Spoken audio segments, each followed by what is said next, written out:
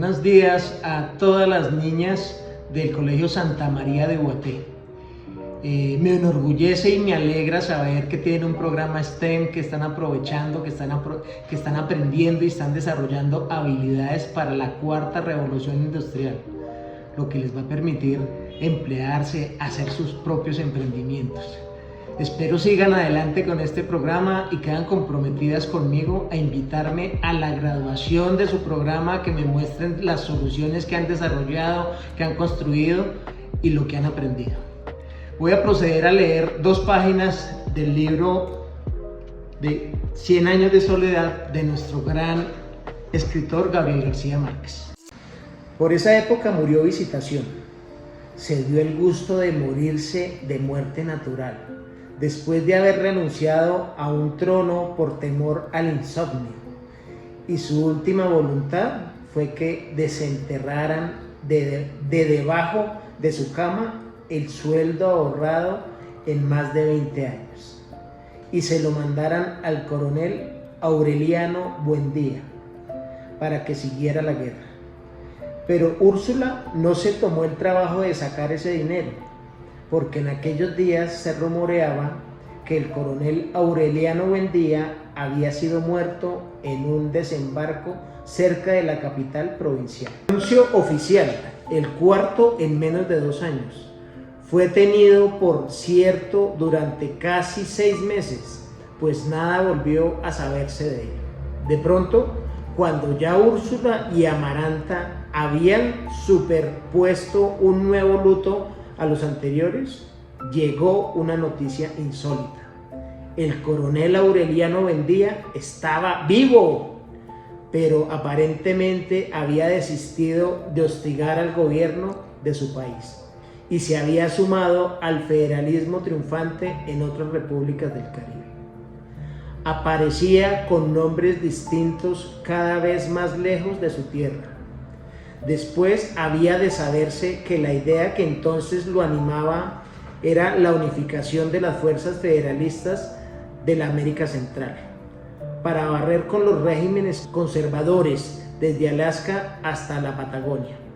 La primera noticia directa que Úrsula recibió de él, varios años después de haberse ido, fue una carta arrugada y borrosa que le llegó de mano en mano desde Santiago de Cuba. «Lo hemos perdido para siempre», exclamó Úrsula al leerla. «Por ese camino pasará la Navidad en el fin del mundo».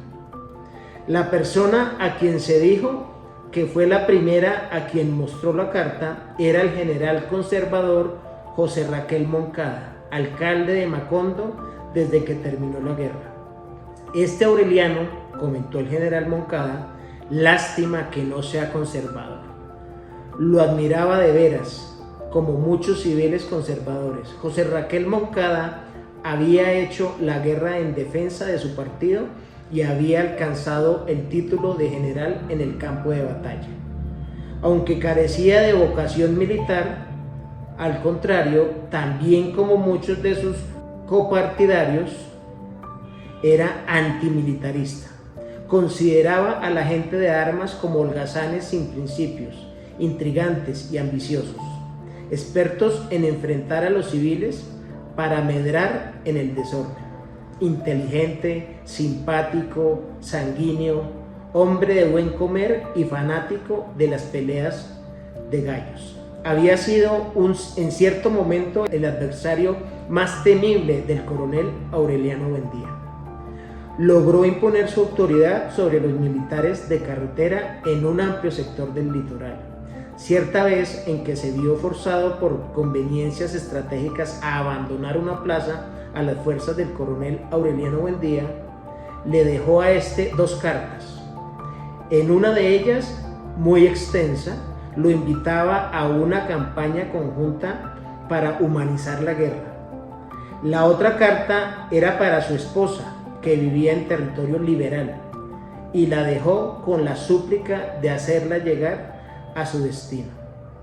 Desde entonces, aún en los periodos más encarnizados de la guerra, los 2 comandantes concertaron treguas para intercambiar prisioneros.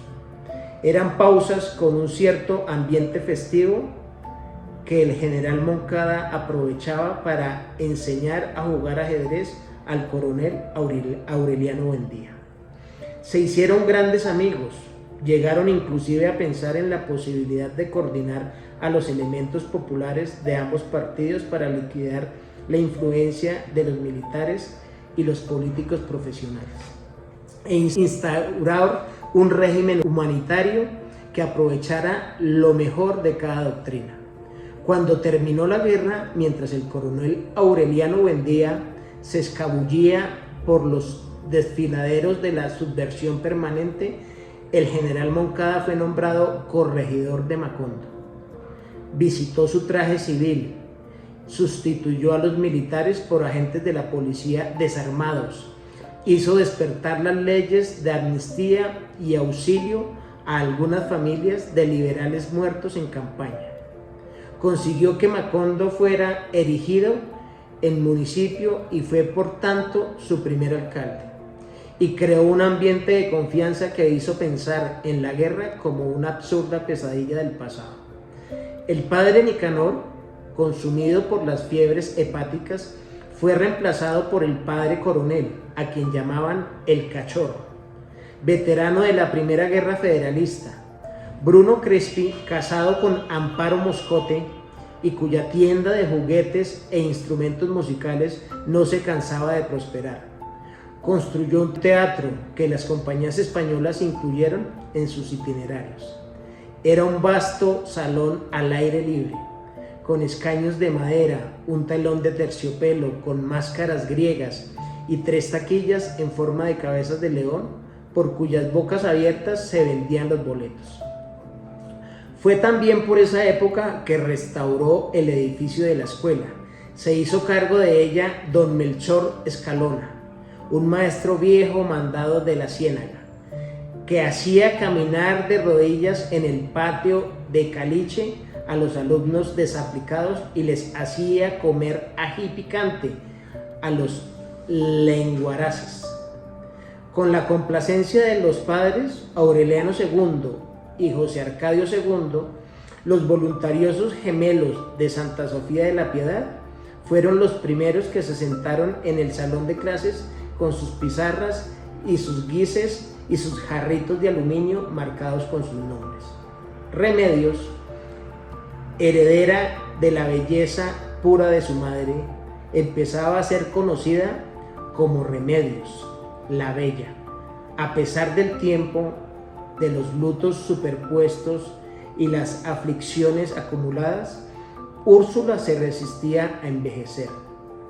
Ayudada por Santa Sofía de la Piedad, había dado un nuevo impulso a su industria de repostería, y no solo recuperó en pocos años la fortuna que su hijo se gastó en la guerra, sino que volvió a atiborrar de oro puro los calabazos enterrados en el dormitorio.